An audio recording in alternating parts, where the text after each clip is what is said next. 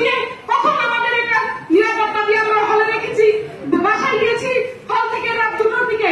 এরপরে আমরা আবার সকাল 7টায় হলের মধ্যে আমরা মানুষের সারাদিন পরিশ্রম করে কেন আমাদের কোনো নির্দেশনা দেওয়া হলো না? কেন আমাদের মত বিনিময় সময় বলা হয়েছে যে মেশিনের মাধ্যমে ভোট কাউন্টিং করা হবে, আপনাদের কোনো আসতে হবে না, আপনারা রিটার্নিং কর্মকর্তা এবং প্রবোস্ট আপনারা শুধু এসে রিটার্নিং কর্মকর্তা সাইন দিয়ে যাবেন। আমার একজন পুলিশ অফিসার অসুস্থ হয়ে গিয়েছেন, তাকে আমি ফোন দিয়েছি, তিনি আমাকে